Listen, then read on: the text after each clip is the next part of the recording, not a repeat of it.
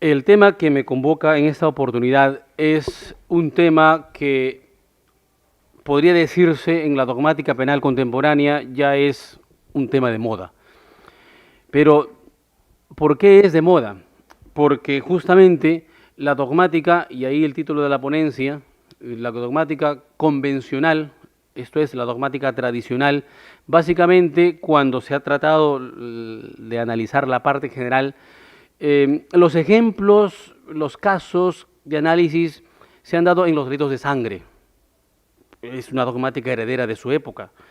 Es muy fácil, hagan memoria cuando ustedes estuvieron la parte general en la universidad, su profesor o profesora, para explicarles la autoría directa, inmediata, el cómplice, quién es cómplice, quién actúa en tentativa, en omisión, siempre se usaban los ejemplos del homicidio, A mata a B o A viola a B, o sea, los temas de sangre siempre han sido los casos más, digamos, de usanza a los que los profesores han empleado para explicar el derecho penal. Y eso responde naturalmente a una época. En esta época, la dogmática no convencional se llama así por cuanto el replanteo, y ustedes aquí en la Sala Penal Nacional lo ven a diario en muchos casos, el replanteo de la configuración de los tipos penales va desde un paradigma de los delitos de resultado hacia los delitos de peligro. Lo que otrora en una época eran actos preparatorios, hoy son delitos independientes tan igual que en los delitos de resultado. El delito, por ejemplo, de marcaje es un acto preparatorio, el sujeto todavía no, o la víctima todavía no ha sido, en este caso, afectada, pero ya por el solo hecho de estar acosada, al acecho, ya el ordenamiento jurídico legitima una intervención penal, o los casos de la asociación ilícita. Se reúnen 3 o 4 para planificar un delito que puede ser cometido hoy o mañana o dentro de un año, poco importa cuándo lo vayan a realizar, el sentido de la ilicitud ya está puesto en la mera asociación. Esto es, hay un adelanto cada vez más progresivo, en eso también se llama la expansión del derecho penal. Esto es, que el derecho penal, para brindar la protección de expectativas a la sociedad, para estabilizar y darles un mensaje de protección a la sociedad, ya no espera a que el delito inicie en una fase tentativa o llegue a una consumación, cuál era el paradigma de los delitos de resultado bajo el derecho penal de acto. Ya hoy por hoy el acto se adelanta. Dentro de ese adelantamiento, lo no convencional está en que el paradigma hoy de la persecución penal son los delitos de peligro, peligro abstracto, peligro concreto, en delitos contra la función pública, en tráfico de drogas, en delitos tributarios, delitos de contaminación ambiental, delitos aduaneros, delitos financieros, ya prácticamente lo que manda en la tipificación, el modelo de técnica es el del peligro concreto o peligro abstracto. Entonces, es por ello que la criminalidad no convencional ya renuncia al dogma causal. Cuando nos enseñaron que la tipicidad dependía del nexo causal entre acción y resultado, nuevamente eso era entendible pues en una época, pero hoy Hegel, cuando nos dice que el derecho penal se legitima cuando marcha al compás del espíritu de su época, esto es, el desafío del penalista está en dar una respuesta a la sociedad de esta época con instrumentos que sean también idóneos para satisfacer esas expectativas. Quiero partir para de una vez entrar a lo actual, que es lo normativo, lo moderno. No por ello quiero decir que lo tradicional esté equivocado, incorrecto, sino que Franz von Liszt, Welling, el mismo Welzel, el finalismo, cuando ellos pensaron la dogmática penal, pues no tenían otra alternativa más que razonar según el pensamiento de su época, sino que ya estamos en otra época. Y hay que decirle hoy un adiós a ese dogma causal. Como paradigma del dogma causal, quiero partir por un caso resuelto por la Corte Suprema Alemana en 1906. Este es un caso en donde la Corte Suprema condena a una persona como autora del delito de proxenetismo. ¿Por qué? La Fiscalía descubrió un burdel que operaba de manera clandestina. Y como estaba prohibido y tipificado, se condena al regentador de ese burdel como autor del delito de proxenetismo. Pero en la investigación se comprobó que el negocio se había mejorado, los parroquianos pues que acudían a ese burdel se habían incrementado a partir de que en ese burdel se ofrecía como cordialidad de la casa unos vinos. Entonces los muchachos, los jóvenes que iban ahí pues empezaron a ir con más frecuencia y a sus amigos a invitarles y decirles que no vayan a otro lugar sino ahí, porque además del placer natural para lo cual ellos iban a ese lugar, recibían un vino que era muy agradable, y se investigó y se identificó a la persona que introdujo vino en ese burdel. Este era un vendedor. Esta persona, por vender vino al burdel, dice, aportó una causalidad, y además, según el finalismo, él sabía, tenía la finalidad, él sabía que el burdel era clandestino, por consiguiente, causalidad más dolo, responsabilidad, y se le condenó como cómplice del delito de proxenetismo. ¿Cuál es el problema a la luz hoy de la teoría de la imputación objetiva? Una lectura que podemos dar de ese hecho. El punto de partida, y aquí quiero ya para fijar por dónde va la teoría de por dónde van los tiros de la teoría de la imputación objetiva, el punto de partida en el análisis de toda conducta no tiene que fijarse en la pura fenomenología causal, en el resultado causal, ni en el psicologicismo de lo que la persona puede tener en su mente, sino el punto de partida debe fijarse en el significado de antinormatividad de la conducta en ese determinado contexto social. No digo que la causalidad no cuente, porque para hablar de homicidio cuanto menos debemos tener pues un muerto, sino que la causalidad opera solamente a un primer nivel de comunicación de información, algo que, por ejemplo, en la presentación que hicimos la semana pasada del libro del doctor Ramiro Salinas Sicha resaltamos. Esto es, la causalidad aporta solamente el primer elemento, en este caso naturalístico, de la noticia criminis. Esa noticia criminis tiene que ser sometida a un juicio de valoración, y ahí es cuando llegamos a la imputación, y lo que determina es la relevancia típica de una conducta. Justamente es a través de ese juicio de valoración tengo que establecer si la conducta practicada es acorde o no con la normatividad extrapenal que rige en ese sector, porque la teoría de la imputación objetiva establece que una conducta es típica no por la causalidad y no por lo subjetivo, sino con una conducta es típica cuando comunica la superación, la extralimitación de normas extrapenales. En el caso de Daniel Pastor, por ejemplo, que ahora vamos a tener la oportunidad de comentarla, cuando se discute si lo que él conversó en su estudio de abogados en un contexto de fijar honorarios, cuando él argumenta que él tiene llegada a los miembros del jurado nacional de elecciones, cuando él dice son mis amigos, la pregunta es si ese hablar, ese decir, reúne el significado de un tráfico de influencias. Poco importa lo que él pueda tener en su cabeza, la finalidad, poco importa en este caso la fenomenología, sino tenemos que atribuirle un significado de relevancia o irrelevancia penal a esa conducta. Y el juez penal, a partir de qué elementos, a partir de qué criterios de interpretación tiene que fijar esa relevancia. Por su pura intuición, por su pura corazonada judicial, bueno, yo creo por mi olfato que este caso sí es responsable, en este caso no es responsable. No, no funciona así las cosas. La teoría de la imputación establece que los tipos penales, cuando tienen elementos normativos dentro de su configuración, en el tráfico de drogas, lo que es transportar, fabricar, lo que es comercializar, en el caso de lavado de activos, lo que es actos de transferencia, conversión, ocultamiento, esto es palabras, elementos normativos, los tipos penales hoy en día prácticamente reúnen la estructura de lo que se llama la ley penal en blanco, porque obligan al intérprete, al penalista, al juez penal, a hacer una remisión extrapenal en la valoración. Tengo que ubicarme dentro del segmento social, dentro de la sociedad. ¿Qué segmento social capta esa conducta? Si el segmento por sí solo ha evolucionado hacia una normatividad en particular, normas generales, normas especiales, normas de la Lex Artis, normas del estándar de conducta. En el caso de las normas de la Lex Artis, se trata de normas, en este caso, que son regladas deontológicamente por los colegios profesionales, tengo que tomarlos en cuenta. Si en el caso de lavado de activos, la remisión es a la normatividad especial que fija la Superintendencia de Banca y Seguros, o que fija el Colegio del Notariado respecto a los notarios, o que se establece en relación a lo que puede significar a lo mejor todo lo que es el tracto sucesivo en lo que es un negocio bancario, y para eso están las instituciones financieras que tienen que emitir opiniones, pues el tipo penal no puede captarse en su significado, en su esencia, en su sentido, si no se hace esa revisión previa. Entonces, la teoría de la imputación objetiva no comunica mayor misterio, simplemente es una herramienta conceptual que en esta época de una manera, a mi juicio, de lo más claramente posible, nos pone de relieve que la mirada, cuando tengo que determinar si una conducta es típica, tengo que hacerla al ámbito previo a lo penal. ¿Y por qué previo a lo penal? Porque esto también va al compás del principio del carácter fragmentario del derecho penal, de la última ratio, porque el tipo penal tiene que completarse su sentido con valoraciones extrapenales. Para cerrar, para regresar al caso y ya dedicarnos lentamente a lo normativo, en el caso del burdel, por ejemplo, hoy en día, si tuviéramos que resolver este caso, sin lugar a dudas tendríamos que absolverle de la imputación por complicidad al vendedor de vinos. ¿Y por qué tengo que absolverle?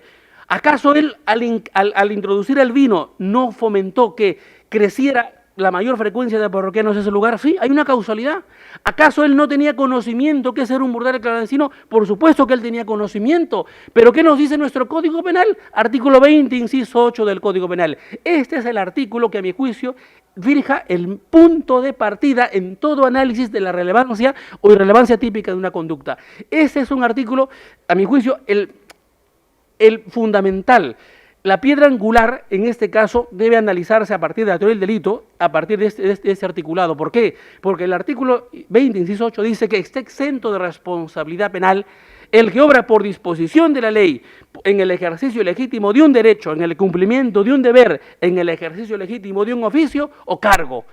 Este es un articulado que fija una causa de exclusión de la tipicidad. Es un artículo que fija una regla general de atipicidad.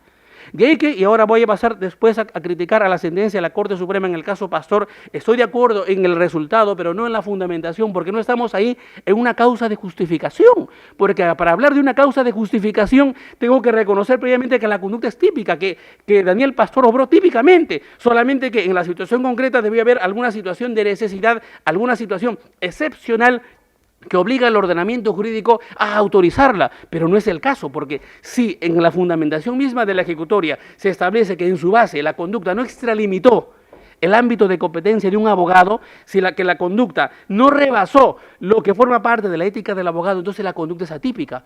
¿Por qué es una causa de atipicidad? Porque la conducta no ingresa a la tipicidad. La teoría del delito tiene tres elementos: la tipicidad, la anticuriosidad y la culpabilidad. Cuando se analiza metodológicamente el delito, se comienza por la tipicidad. Yo no puedo establecer que la conducta es culpable si previamente no he fijado que es antijurídica. No puedo afirmar la anticuriosidad si no he establecido que es típica. Entonces hay un orden de prelación y dentro de la tipicidad incluso primero se analiza el tipo objetivo y después el tipo subjetivo. Entonces, pero si existe una causa legal, en este caso, que de entrada me dice que la conducta no ingresa a la tipicidad, por consiguiente nunca va a llegar ni a la anticuriosidad ni a la culpabilidad, entonces estamos ante un supuesto de una causa de atipicidad. Concretamente, dogmáticamente, técnicamente sería una causa de exclusión de la imputación objetiva. Y esto es lo que nos brinda el artículo 20, inciso 8. Dice, está exento de responsabilidad penal el que obra por disposición de la ley, el que de manera natural obra porque una ley así se lo fija, en el ejercicio legítimo de un derecho. Si yo más tarde vuelvo a mi casa, cojo el llavero y abro la puerta, estoy ejerciendo un derecho de propiedad, estoy ingresando a mi casa, ese obrar es completamente atípico. En el cumplimiento de un deber, cuando un policía recibe una orden judicial para detener a alguien y lo detiene y lo lleva al juzgado, ¿acaso lo está secuestrando? Él está actuando en el cumplimiento de un deber. Es el obrar de la manera más natural conforme a un rol intrínseco a esa función, o el que obra en el ejercicio legítimo de un oficio. Y vamos a ver en las ejecutorias respecto, por ejemplo, a los casos del taxista. Hay un caso de una cocinera que he podido conseguir para esta conferencia en lo que respecta a la jurisprudencia de la Corte Suprema.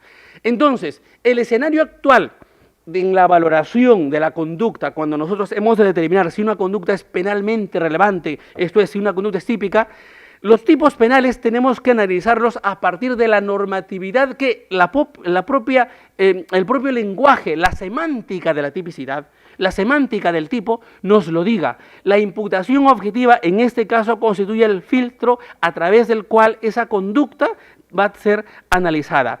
De tal forma que el juicio de tipicidad ya no depende de comprobar resultados, sino el juicio de tipicidad es un juicio de adscripción, de adjudicación de una antinormatividad a una conducta fenomenológicamente o causalmente acontecida. Entonces, las consecuencias de la normativización de una tipicidad nos conduce justamente a tomar en cuenta este orden metodológico. En cualquier caso que yo pueda tener, en cualquier caso que se ve aquí de terrorismo, de narcotráfico, de terrorismo, perdón, de defraudación tributaria o de crimen organizado, lo que debo fijar básicamente es la valoración en torno a la conducta. Si la conducta practicada ha sido realizada en el marco de algún rol socialmente estereotipado, entonces lo primero que tengo que ver es si la conducta es atípica, pero si no lo es, entonces ya puedo continuar con el juicio de valoración. Los tipos penales fijan pautas de conducta y esas pautas de conducta no son fijadas en abstracto.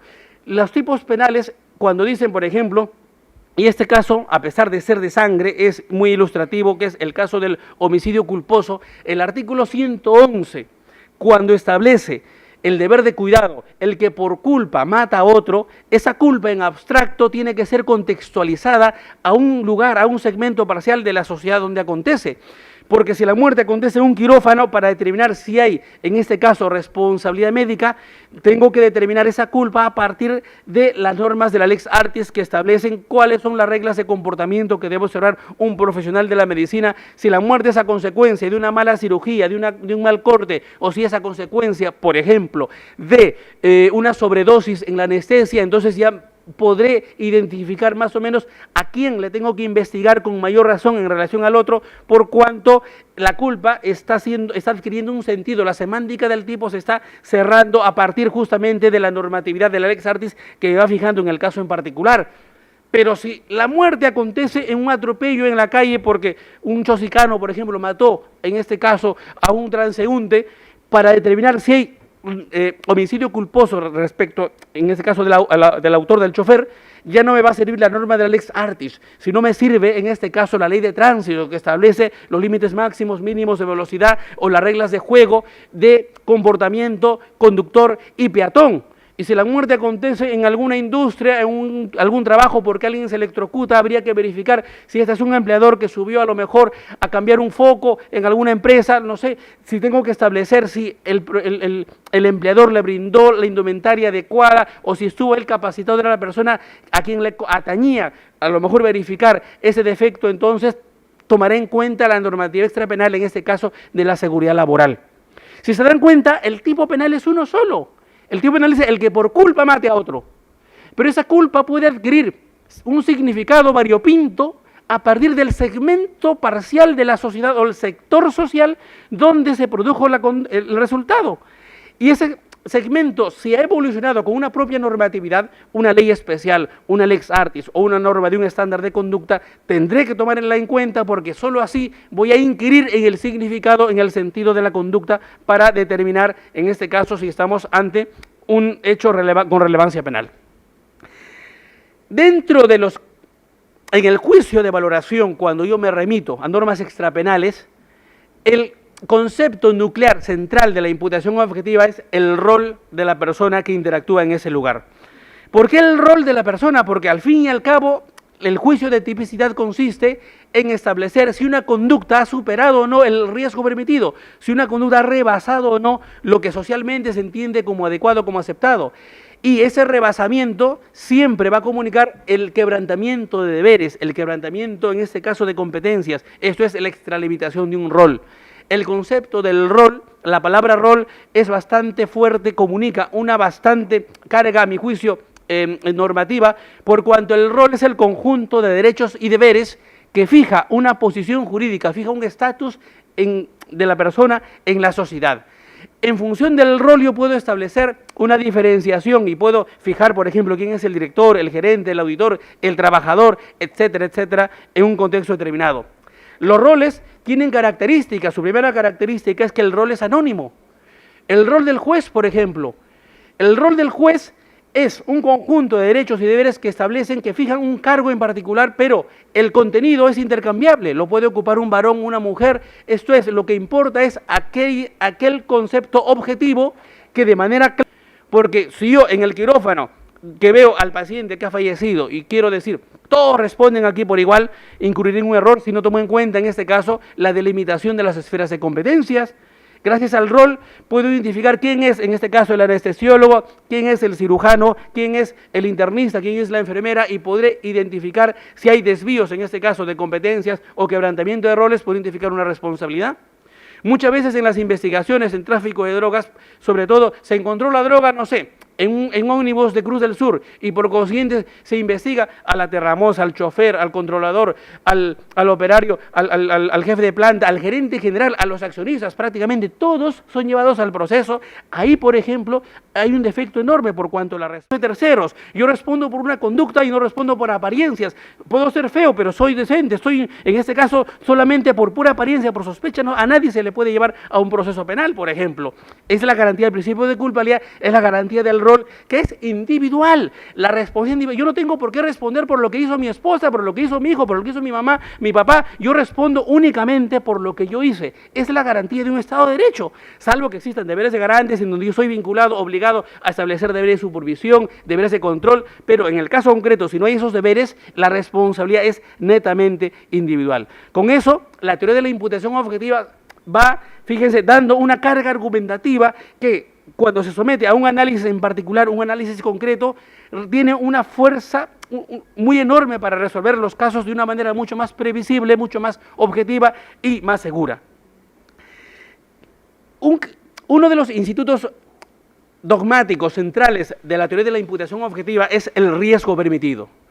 Y el riesgo permitido, ¿cómo se concreta? Se concreta en función de normas. Son 4 las clases de normas que ayudan a comprender el riesgo permitido. O sea, todos los tipos penales de la parte especial son tipos penales que sintetizan superaciones de riesgos permitidos. ¿Por qué se habla de riesgo permitido? El fundamento es, todos los derechos están sujetos a permanentes riesgos. Aquí ustedes, por ejemplo, están sentados escuchándome, nada les asegura, nada les garantiza que el compañero de lado de pronto vaya a introducirles un lapicero, por ejemplo, en el oído. Pero hay una confianza, yo confío en que el compañero o compañera no lo hará. El riesgo es latente, el riesgo de alguna forma, digamos, es permitido, pero cuando alguien cumple lo que yo digo o pone en práctica es porque ha superado ese riesgo general. Como dice Jacobs, todo contacto social entraña riesgos. A diario, cuando subimos al Metropolitano, en la hora punta, cuando se viaja ahí como si fuésemos a lo mejor espárragos dentro de una lata ahí, a lo mejor de conserva, cuando la gente anda muy apretada y alguien empieza a toser como si, por ejemplo, el pulmón se le vaya a salir, no le vamos a denunciar por tentativa de homicidio, porque en este caso pueda que me contagie alguna bacteria que sea mortal. El riesgo es latente, la posibilidad de que me contagie, sí, pero lo permito. Pero lo que no permito, lo que no tolero es que introduzca su mano en mi bolsillo y me quite el celular o me lleve la billetera. Entonces los tipos penales son la concreción de superaciones de riesgos prohibidos o riesgos permitidos. Pero ¿cómo se concreta? En función de normas. ¿Y cuáles son las normas? Son 4 las normas. En primer lugar están las normas generales. Dependiendo de qué delito, hemos de acudir a las normas extrapenales, en este caso a las normas generales, al Código Civil, por ejemplo. En algunos delitos ayuda a establecer cuándo estamos ante un bien mueble, un bien ajeno, quién es un ascendiente, quién es un descendiente, pero hay tipos penales que no se abastecen solamente con normas generales, sino necesitan normas especiales. Por ejemplo, en el caso cuando casos de contaminación ambiental, de delitos tributarios, delitos contra la administración pública. Aquí sirven, por ejemplo, a este respecto, para precisar el contenido de la tipicidad, el MOF, el ROF de los funcionarios públicos, los estatutos, las leyes generales, la ley medioambiental, la ley en este caso de tránsito, todo lo que es normas especiales extrapenales. Pero hay casos en donde no bastan las normas generales ni las normas especiales, sino el tipo penal reclama una remisión a una norma de la Lex Artis. ¿Qué son las normas de la Lex Artis? Son las normas que resultan de la práctica reiterada y permanente de las profesiones. Los colegios, en este caso profesionales, aportan para establecer si un psicólogo ha de verse vinculado a lo mejor a un delito de colusión porque emitió una evaluación psicológica, una contratación a trabajadores, lo que fuere, tomará en cuenta las normas del Código Deontológico en este caso los psicólogos, para establecer en el caso Pastor si él ha rebasado o no el Código de Ética del abogado, tomará en cuenta las normas en este caso del Colegio de Abogados, o para establecer si un abogado al cobrar honorario de una persona a quien defiende y esta persona se vinculada a un delitos graves, para establecer si esa cobranza, sabiendo que acerca de la procedencia ilícita del dinero, eso lo vincula a él como autor de lavado de activos, tomaré en cuenta no solamente la norma de la ley de lavado de activos, sino obligatoriamente tendré que mirar cuál es ese ámbito previo fijado por las normas del Colegio de Abogados. Pero eso es el tercer grupo. Hay un último grupo que es bastante polémico y estoy seguro que en la estadística de la sala se verán con mayor casos, sobre todo en los casos de las normas de conducta, de las normas del estándar de conducta. Esto es el caso de los oficios, de caso de personas que como vendedores, taxistas, arrendadores se ven involucrados, por ejemplo, en tráfico de drogas. Entonces, ¿cómo voy a establecer si la conducta es neutra? Esto es, si la conducta está acorde o no al rol. Para eso tomaré en cuenta, ya no hay una ley especial que me diga cuál es el rol del taxista. No hay una ley, no hay un MOF, un ROF, en este caso de una arrendadora que arrienda cuartos a lo mejor a un narcotraficante. Ya no existe a este respecto una norma de la Lex Artis. No hay un colegio de abogados o no hay un colegio profesional, por ejemplo, para los cocineros. Hubo un caso aquí de la sala de una señora que, luego vamos a ver el caso en particular, que alimentaba, daba de comer a su esposo y a sus peones que en el día se iban a la chacra a trabajar la coca y procesar droga. A todos se les condena, pero la Corte Suprema, la otra vía está imponente, dice, confirma la condena para todos, pero menos en este caso para la cocinera, porque el dar de comer a su esposo, el dar de alimentar, dice, a quienes trafican, no adquiere el significado del sentido de traficar. Y me parece bastante razonable, porque no sé, quien da de comer a un ladrón que luego va a robar en un banco, entonces también sería responsable, porque la conducta de complicidad, la conducta de favorecimiento es una conducta que debe recaer sobre una conducta en sí, no sobre la constitución orgánica de quien la ejecuta, por ejemplo. Entonces, hay tipos penales, o mejor dicho, todos los tipos penales de la parte especial, para su configuración van a echar mano necesariamente de cualquiera de estas cuatro normas. No hay otro tipo de normas, son normas generales, normas especiales, normas de la Lex Artis y normas del estándar de conducta. Esa es la primera categoría, la categoría que nos aporta el del riesgo permitido. La segunda es la de la prohibición de regreso. La prohibición de regreso es el instituto de la imputación objetiva que se aplica claramente solamente para los casos en donde de manera clara alguien no se ha apartado de su rol, alguien opera dentro de una conducta neutra, también se dice conducta estandarizada. Esto es el caso típico del taxista, que transporta a su pasajero hacia el aeropuerto y en el aeropuerto pues este es intervenido. ¿Por qué? Porque lleva droga en la maleta. La pregunta es si el taxista se convierte en cómplice o no. Naturalmente la cuota de la probanza judicial, la investigación tiene que tomarse en cuenta, pero si las pruebas actuadas, contradichas en el juicio, no destruyen ese carácter de neutralidad, habría que afirmar que la conducta en este caso es neutra. Pero hay dos teorías respecto a las conductas neutras. Hay una primera teoría, la propuesta por Roxin. Dice, o alguien que ejecuta un rol estereotipado como de taxista solamente se convierte en cómplice si en el caso concreto sabía. Si él tenía conocimiento que su pasajero era alguien dedicado al tráfico de drogas o que transportaba droga, se convierte en cómplice. Si el conocimiento es un conocimiento directo, como en el caso del dolo directo, esto es, él sabe de manera clara, entonces se convierte en cómplice. Pero si es un conocimiento probable, dice, ¿qué taxista va a creer la broma que le diga a lo mejor su cliente, oye, por ese caso llevo droga? A mí no me importa lo que lleves. Entonces, si en el caso concreto, se lo dijo en son de broma, el conocimiento solamente es probable, como del dolo eventual, dice, ahí no hay complicidad porque es el principio de confianza. O sea, todo va a depender de lo que uno sabe. En realidad esa teoría, a mi juicio, es bastante polémica porque los romanos decían de internis non judicat pretor, los jueces no juzgan lo interno. Porque Benedict Carpso, 1635, él decía, todos los imputados, y señores jueces ustedes, todos los imputados que se sientan delante de un juez van a decir yo no fui. O cuanto menos sí fui, pero de manera negligente, no dolosamente se me pasó, me descuidé. Y Carpso pone el siguiente caso. Él dice, quien coja una espada y dice, y argumente, señor juez, clemencia, piedad, clemencia, yo nunca quise matarlo, yo solamente tuve la intención, él hablando de las intenciones, tuve la intención de jugarle una broma, yo le puse la espada aquí en el cuello solamente para hacerle una rayita, una bromita, y se me pasó y lo atravesé de par en par. Dice, quien ese argumento para ser condenado solamente como autor de un homicidio culposo, dice, solamente está expresando un argumento de defensa, porque el caso de manera clara ha sido cometido dolosamente, pero no porque nosotros interpretemos su cabeza, su mente, porque nadie lo puede saber, nadie lo puede leer, sino porque el dolo, miren cuán antiguo es Carpso, 1635, antiguo en este caso, vamos en edad, pero moderno, actual en el pensamiento, porque él dice, el dolo y Roxin, recientemente, el dolo no está en la cabeza del imputado, el dolo está en la cabeza del juez.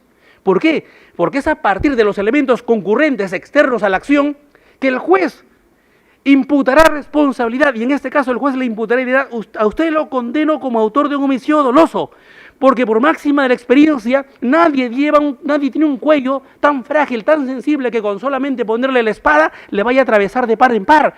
Si ya creo cortar el cuello de un pollo, de un pavo, de un pato es difícil, imagínense cómo será el introducir una espada dentro del cuello de un ser humano, porque para haberla atravesado ha debido ponerle fuerza, y al ponerle fuerza entonces él ha tenido conocimiento, sabía lo que hacía, por tanto el hecho es doloso. Entonces el dolo se construye a partir de los elementos, de los indicios concurrentes externos a la acción. Richard Wagner dice: muéstrame tus hechos y ellos me revelarán tu culpabilidad.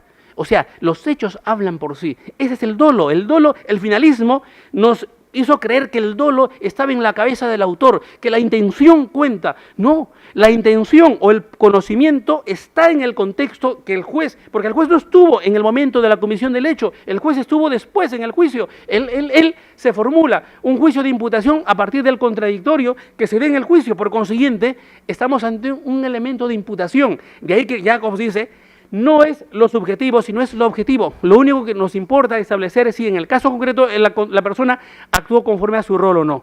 Y aquí vamos a tratar, doctora, algunos casos de la jurisprudencia justamente a este respecto.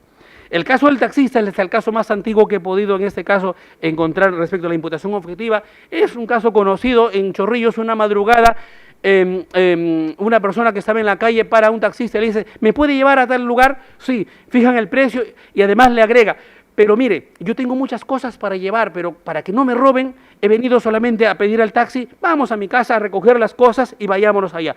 La pregunta es si esa conducta forma parte del estereotipo común habitual de un taxista. Y la respuesta es sí, muchas veces se hace eso. Entonces el taxista le dice: ok, vamos a tu casa. Al llegar a la casa, salen de pronto 5 sujetos, llenan el carro con horno microondas, con televisores, con computadora, con objetos. El taxista se da cuenta que esto era un robo.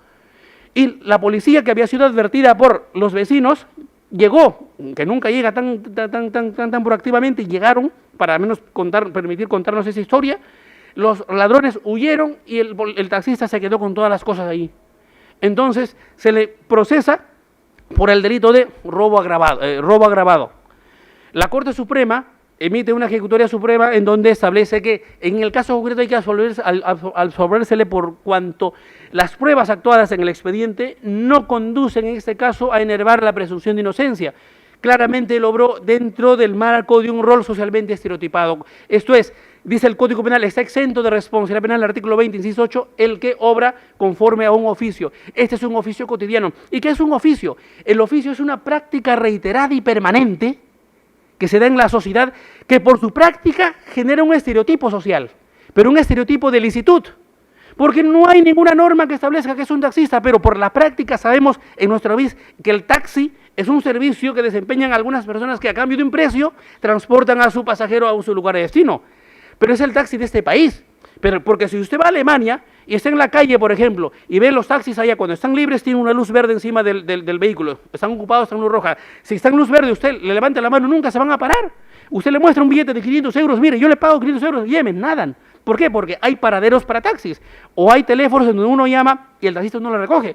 Pero a ver si en este país hubiesen paraderos de taxi, seguramente nadie los coge, porque si vemos a un taxi parado ahí, estamos pensando que está esperándonos, es un arca. La garantía para nosotros es tomar un taxi, pues que esté en marcha y que esté vacío. ¿Se dan cuenta? Entonces, el juez penal tiene que interpretar el oficio, tiene que, digamos, hacer una especie de observación de cómo funcionan las reglas de juego en su sociedad para calificar claramente ese oficio como estereotipado. Pero en el caso de un funcionario público, el juez penal tiene a su disposición el MOF, el ROF, el reglamento, en donde de una manera mucho más clara, mucho más fácil, le va a permitir establecer con claridad, ¿no?, si la conducta ha sido practicada conforme o no a ese oficio. En la segunda ejecutoria, la ejecutoria del médico terrorista, que inicialmente se dio aquí en esta Sala Penal Nacional y en la Corte Suprema fue confirmada el ponente, el doctor San Martín Castro. Este es un caso en donde es fascinante por dos considerandos de la Ejecutoria Suprema, porque en el caso concreto, este es un médico que su rol o su función era de curar las heridas a personas de Sendero Luminoso que se enfrentaban al ejército allá en la zona del Guayaga, ahí en la zona, en una época captada mucho por el terrorismo. Pero el fundamento, el primer considerando que se da en la ejecutoria es el siguiente. Un médico tiene por el juramento hipocrático el deber de curar las heridas sin hacer acepción de personas, sin importar la condición, en este caso, de su paciente. Sea terrorista, sea un campesino, sea un juez, sea quien fuere, da igual, él tiene la obligación únicamente de curar las heridas. Segundo considerando, dice, pero en el caso concreto no estamos ante ese supuesto. Porque si fuese ese el supuesto, la conducta sería neutra y la conducta quedaría impune. Porque las pruebas demuestran que este médico además realizó acciones de contribución a que la organización no quedara desmembrada, porque muchos de los pacientes le decían, mire doctor, ya estamos hartos de llevar esta vida, de estar viviendo ahí en medio de la selva, queremos apartarnos y de Sendero Luminoso, y el médico le decía, no, quédense ustedes ahí, gente como ustedes, jóvenes como ustedes son necesarios para conseguir instaurar la dictadura del proletariado, es necesario que la lucha armada continúe. Pero ya quien hace esa conducta de agitación o de colaboración a que la organización se mantenga, ya no lo hace comunicando el estereotipo neutro de médico, sino como de cualquier otro ciudadano que se involucra, en este caso, con actos de terrorismo. Por eso es que se le confirma la condena, en este caso, por actos de colaboración con el terrorismo. El tercer caso es el caso del jefe de la banca personal, ponente también otro San Martín Castro. Este es un supuesto en donde en el año 2003 el gobernador regional de esa época de La Libertad fue al banco de crédito a cobrar, en este caso, mediante varios cheques, un monto como de 4 millones de soles. El cajero, obviamente, al ver tanto monto que debía pagar, fue al jefe de la banca a pedirle autorización, a pedir su visto bueno, y este señor, comprobando el título valor del cheque, que estaba bien lleno, que era original, que se identificaba la persona que iba a cobrar, no tuvo más opción porque así le establece su normatividad, su MOF, en este caso bancario, que debía autorizar el pago. Pero luego este gobernador fue sometido a una investigación penal por enriquecimiento ilícito, se le descubrió un desbalance patrimonial que no pudo sustentar razonablemente y se le abrió proceso por el delito de enriquecimiento ilícito, pero junto a él como cómplice al jefe de la banca personal por haber autorizado el pago de esos cheques. ¿Será posible? Fíjense, 100 años después, Franz von Liszt perfectamente vivo por la causalidad, porque si él no hubiese autorizado el pago del cheque, entonces el otro no hubiese incrementado su patrimonio de manera ilícita. Para que esto haya llegado a la Corte Suprema, en una excepción de la naturaleza de acción, es que han habido 2 instancias previas en donde perdió su excepción. Y el fundamento que pone el doctor San Martín Castro es tan sencillo porque cita un pensamiento de Jacobs que me lo aprendí de memoria a partir de esa ejecutoria y dice, nadie responde por el cabal cumplimiento de sus obligaciones. Así tan sencillo. Nadie responde por el cabal cumplimiento de sus obligaciones. ¿Y cuáles son las obligaciones de un jefe de banca? Están puestos y le cita la normatividad, esto es, entre ellas, autorizar el pago de cheques. La pregunta es, pero si él sabía o tenía sospechas acerca de la ilicitud o de la procedencia del dinero, según la ley vigente sería, ya, en todo caso, ya el problema sería otro, sería el lavado de activos, porque tendría la obligación de avisar a la oficialidad de cumplimiento para que haga alguna investigación, pero al callarse a lo mejor se podría generar una responsabilidad por los activos, pero no en este caso como acto de complicidad de enriquecimiento ilícito. El caso de la arrendadora, ponente, doctor Villastein, en Lucayali, una señora alquiló un cuarto a unos sujetos que se dedicaban, pues la ejecutoria no da muchos elementos, pero eran personas que eran investigadas por narcotráfico. Entonces la imputación es haber realizado actos de colaboración con el narcotráfico. Y la Corte Suprema dice, mientras arrendar cuartos es un oficio socialmente estereotipado y no hay una prohibición de arrendar cuartos a narcos, no lo dice así, pero digamos, lo digo de una manera mucho más clara, más sencilla, entonces la conducta comunica el significado en el caso concreto de ser neutra. ¿Ya? ¿Se dan cuenta? Es que estamos en un escenario de los oficios siempre son los más problemáticos, ahí el juez penal tiene que hacer una evaluación bastante ardua a partir de la interpretación de lo que es la práctica social, la costumbre social, cómo funcionan las reglas de juego en este caso del arrendamiento, pero la Corte Suprema lamentablemente no fija mayores directrices conceptuales, pero da la solución de que quien arrinda cuartos a personas procesadas por narcotráfico no se involucra en los actos propios a los que esta persona es investigada. El caso de transportista, ponente, doctor Duberlí Rodríguez, es un caso en donde a un sujeto, no conozco la zona, pero dice de la provincia de San Francisco, venía hacia Huamanga una cúster en donde el cobrador, por 150 soles que le dieron, traía 100 gramos de clorhidrato de cocaína camuflado en una frazada en la canastilla. A mitad de camino, en un control policial, se descubre esta droga y procesan a ambos por el delito de tráfico de drogas 296, incluso 297. La Corte Suprema confirma la condena para el cobrador, pero absuelve al chofer. Dice que el rol del chofer no consiste en hacer averiguaciones, esto es, de establecer vigilancia, control sobre las cosas que va en la cúster que él maneja. Él solamente se limitó a desempeñar su rol de chofer. Pero es interesante el considerando adicional. Hay un considerando adicional, dice, en el caso concreto, además, el chofer no sabía que su cobrador llevaba camuflado droga.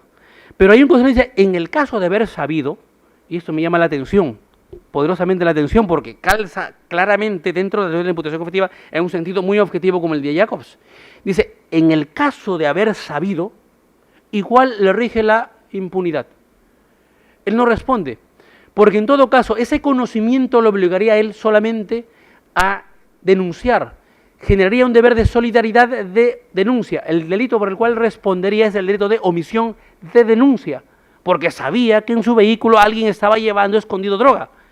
Pero como quiera que el principio de legalidad establece nullum crimen nulla pena sine lege, no hay delito, no hay pena sin ley, el artículo 407 del Código Penal, que tipifica la omisión de denuncia, establece que solamente responde como autor de omisión de denuncia el que por su profesión, dice, o empleo, tiene noticias acerca de un delito y no comunica a la autoridad. Y no forma parte del empleo o de la profesión de un chofer el denunciar. Está claramente orientada, este deber jurídico orientado al policía, al fiscal, al médico a lo mejor de turno cuando recibe a alguien, no sé, Oropesa va baleado y por ejemplo se calla y no avisa a la autoridad, o al profesor que ve que un niño está maltratado y no avisa a la autoridad. O sea, para los supuestos específicos en donde existe el deber de denuncia, pero donde no haya ese deber, no esté, digamos, no sea inherente al rol que se desempeña, rige la neutralidad de la conducta de manera ilimitada. Por consiguiente, en este caso, dice a él se le absuelve, y me parece a mí, de manera muy plausible, este argumento.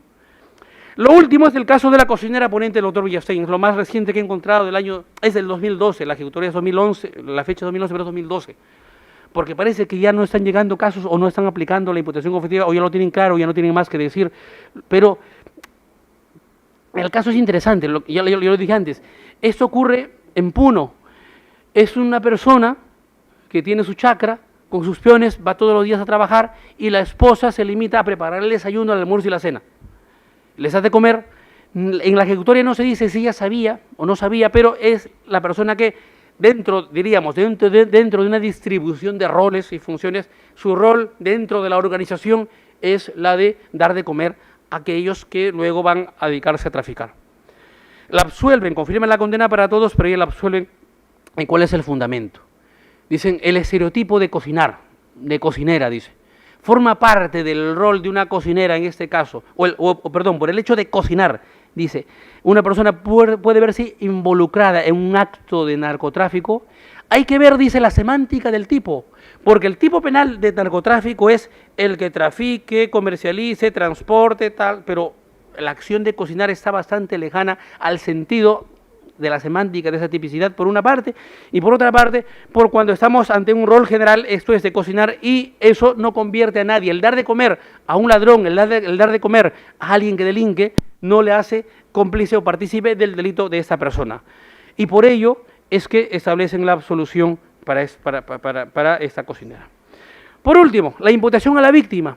La imputación a la víctima en lo que, por ejemplo, y aquí está el doctor Ramiro Salinas Sicha, la semana pasada el doctor Jorge Salas Arenas, cuando analizó su libro en el capítulo de la estafa, ¿no? Dijo que sería bueno que para el próximo capítulo se vea los casos de estafa en donde la víctima es la víctima crédula, la víctima torpe o la víctima, me han contado, no sé si ese caso será de la vida real, el otro día en Lima Norte, bueno, es de la vida real, es un juez que me ha contado y le he dicho, por favor, me gustaría en su momento, cuando resuelva obtener copias de esto, para analizarlo académicamente. Es el caso, dice, de en Comas, una persona, un chamán, se hizo famoso por hacer el baño de la prosperidad, el baño de florecimiento a la gente, se hizo famoso y este fue y le dijo, bueno, ¿qué quieres? Quiero que me multipliques, estoy cansado de vivir tan limitadamente económicamente, quiero que me multipliques mi patrimonio. Le dijo, te vamos a dar el acto de la prosperidad. Lo bañó en flores, le bañó varias veces y le dijo, pero la próxima vez trae todas las joyas que tienes en tu casa, tus relojes, todo lo que tengas, anillos, lo que fuere, tráelas.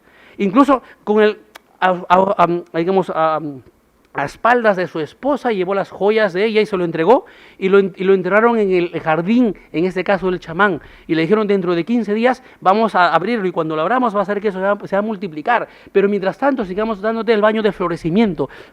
Le siguieron bañando después de 15 días, pues abrieron eso y solamente habían latas, dice, podridas, y le dijo, ¿dónde están mis joyas? Lo que pasa es que tú tienes demasiada maldad en tu ser, necesitamos pues continuar con lo mal. ¿Qué baño ni baño? Yo quiero aquí ahora mismo mis joyas. No, pues nada, no hay.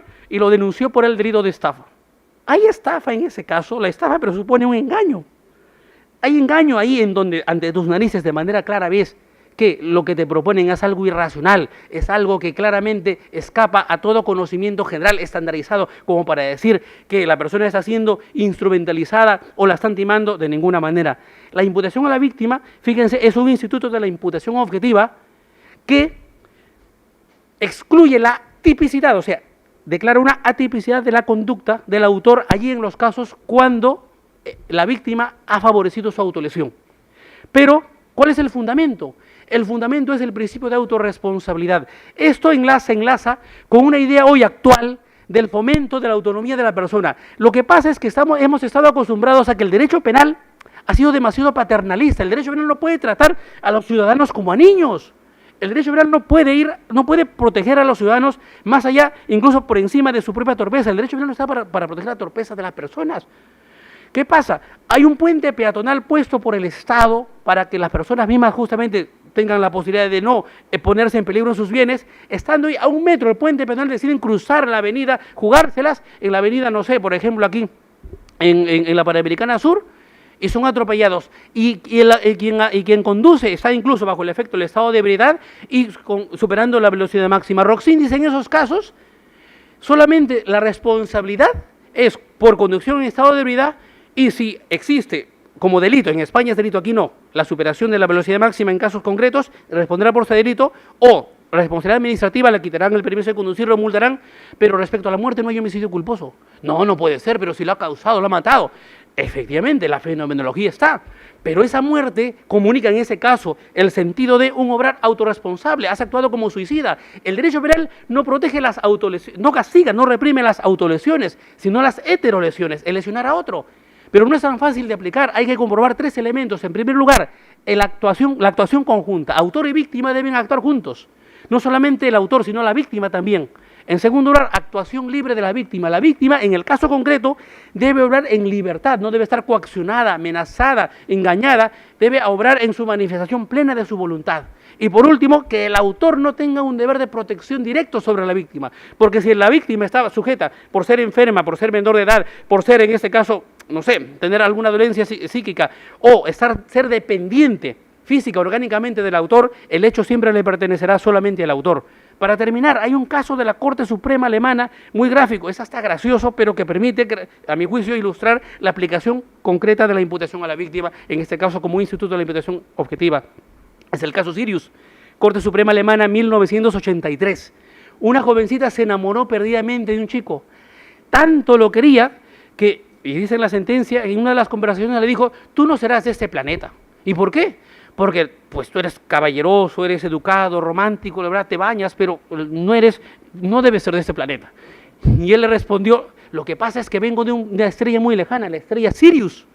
¿De Sirius? Y cuéntame cómo es Sirius. Ay, claro, cualquiera puede pensar que esa conversación va en el marco solamente de eso, de lo romántico que se inventa, ¿no? que se baja a la luna, se roba el sol. Le dice, Sirius es una estrella muy bonita, todos los que viven ahí, pues viven en paz, ahí no hay cárceles, ahí todo es cultura. Ah, con razón, le dice, porque tu nobleza, tu naturaleza en sí es la de un ser pues excepcional. La relación va avanzando y él descubre que ella había heredado una fortuna que la convertía en millonaria y la convence de abrirse un seguro de vida, donde él es el único beneficiario. Si ella fallecía, él cobraba hoy, al valor de la moneda, unos $200.000. Cuando ya estaba activo el seguro, él la convence de ir al sur de Alemania, a orillas del lago Constanza, entre Alemania y Suiza. Es una zona muy usada por las parejas para pasar su fin de semana romántico. Estando ahí, la convence a ella de lo siguiente: llena la tina con agua, le dice. Una vez que esté llena, vas a entrar en ella, vas a enchufar la secadora, la vas a encender y la vas a soltar. Ojo, no vas a morir, ¿eh? Solamente en espíritu. Dice, vas a salir, tu cuerpo se va a quedar acá y yo te voy a esperar en el lago. Porque yo de Sirius he venido en espíritu también. Este cuerpo no es mío, es un cuerpo humano. Yo he venido en espíritu. En espíritu no vamos a ir allá, pero me vas a dar tiempo para cobrar la moneda, para cobrar el seguro, porque en Sirius, como en Alemania, rigen la misma moneda. Cuando nos vayamos a Sirius, que nos acabe la plata de gozar, no sé, nuestras vacaciones en Sirius, vamos a regresar. Tu cuerpo te esperará y seguiremos aquí viviendo. Ella le dijo, pues contigo, mi amor, a donde quieras que tú vayas, voy yo, lo que tú quieras. Se introdujo ella en la tina, llenó la tina con agua, una ceremonia ahí muy especial, un ritual ahí de amores ahí que ella se inventó, y se encendió la secadora, la soltó, pero no murió. Quedó muy herida. Malherida, fue a darle el alcance a él, a la orilla del lago, y en el agua le dijo, pero no puede ser, sigues ahí con tu cuerpo. Le dijo, es que esto es lo que tenemos, ¿no? Y bueno, inténtalo de nuevo, no, eso duele. Entonces, él la castigó con su indiferencia, le dijo, en realidad no estás tú, los pactos de amores que no hemos hecho, tú los has incumplido, en tu caso, en realidad, de parte de ti, no veo sinceridad, y la abandonó, la castigó con el látigo de su indiferencia. Malvado muchacho. Unas amigas la auxiliaron y a mi juicio la mal aconsejaron, porque, bueno, es una broma. ¿A qué la mal aconsejaron? De denunciarlo. Y lo denunció por 2 delitos: tentativa de asesinato, según el Código Penal alemán, y tentativa de estafa. La justicia alemana en todas sus instancias lo condenó. Lo condenó. Si hoy tuviéramos que revisar ese caso, y yo soy juez, doctora, estuviera en mi despacho, lo absolvería en una ahí. En una ahí. No me temblaría mano. ¿Por qué? Vamos a lo siguiente. Actuación conjunta. Él actuó solo. Es más, ella es la que hizo más. Ella se introdujo en la tina y hizo todo. Actuación libre de la víctima. Estuvo coaccionada, violentada, amenazada. No, doctor, estuvo coaccionada por el amor. Es que el amor es algo tan subjetivo que en realidad no forma parte de ningún tipo penal. Claramente fue una decisión autónoma. A lo mejor podrán pensar, tendrían un problema mental, pero en la sentencia no se habla de ninguna pericia psiquiátrica, con lo cual se presume que estamos ante un caso de normalidad. ¿Él tenía un deber de protección directo sobre ella? No. Por consiguiente, calza los elementos de la imputación a la víctima. El derecho penal no está para, hoy por hoy, fíjense, para proteger eso, esas candideces, esas tropezas, o para tratar a los ciudadanos como a niños. El derecho penal está para proteger a personas, ese es el fundamento de una concepción funcional del derecho penal, para proteger a las personas que en sociedad interactúan de manera autónoma. Y el derecho penal más bien fomenta la autonomía.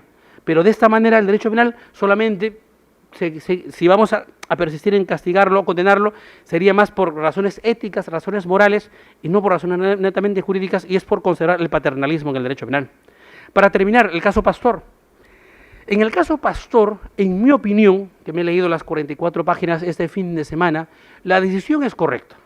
Comparto la decisión, la fundamentación, sí hay una contradicción en la fundamentación. Porque los hechos probados, si los puedo resumir en breve, es que él, digamos, fanfarronea respecto a la alcaldesa de Tocache, en donde dice, yo solamente puedo conseguirte resolver el problema, yo tengo llegada, son mis amigos, pero dice, ellos son correctos, ellos no cobran. Entonces la pregunta es si es ese hablar, ese decir, en ese contexto, entra o no, calza o no dentro del tipo penal de el tráfico de influencias. ¿Cómo voy a establecer? Y aquí nos ofrece la teoría de la imputación objetiva, si en el caso concreto la conducta es típica o no.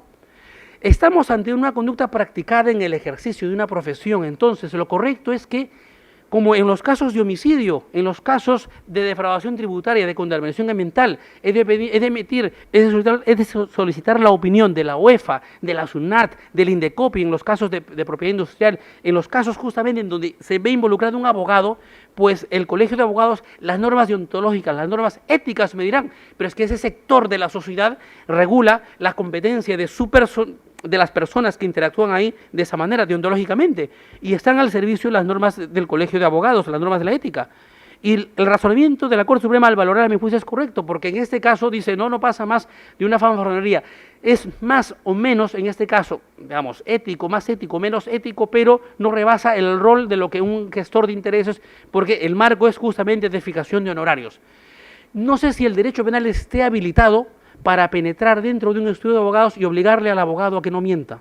Yo creo que el derecho penal ahí estaría siendo forzado para que realmente imponga lecciones de moral, lecciones de ética, y no creo que esa sea la finalidad de los tipos penales. Por esa razón considero que estamos ante un obrar en el ejercicio legítimo de un derecho, en el ejercicio legítimo de una profesión. Pero el tremendo problema que veo es que, ¿por qué esto lo ven como una causa de justificación? La causa de justificación está claramente establecida en el Código Penal para la legítima defensa, para el estado de necesidad. Eso es para situaciones en donde hay una causa que justifica, hay una situación de necesidad. Por ejemplo, oiga, ¿usted acepta haber disparado a este señor? Sí. ¿Y le disparó usted ahí en la cara? Sí, sí señor. ¿Y por qué? Porque en la situación concreta, él, con su arma, pues nos agredió a mi esposa y a mí y nos quitaba la cartera. Y yo tenía el arma y era la única forma que yo tenía para defenderme. El derecho me obliga a mí a tolerar incluso el hecho de que me tengan que agredir. No, hay un fundamento general. Nadie está obligado a soportar un injusto. Esto es, me autoriza excepcionalmente a defenderme. Por consiguiente, yo actúo típicamente, lo mato, quebranto una prohibición, dolosamente, claro, yo sé lo que hago, le estoy disparando, la conducta es típica, pero no es antijurídica. ¿Por qué? Porque está amparada en la legítima defensa. Pero si me van con la fundamentación originaria, que es una fundamentación de imputación objetiva, lo correcto era decir que la conducta es atípica, pero si van a decir que hay una causa de justificación, entonces están reconociendo implícitamente que él quebrantó la norma jurídica. Y lo hizo dolosamente, solo que excepcionalmente. Pero ¿dónde está la excepcionalidad? ¿Dónde está la situación de necesidad? ¿Dónde está? No hay. Entonces, ahí está la contradicción intrasistemática. Pero bueno, su contenido, si esto se ve como una conducta propia de la imputación objetiva, yo diría que estamos ante un obrar atípico. Muchas gracias.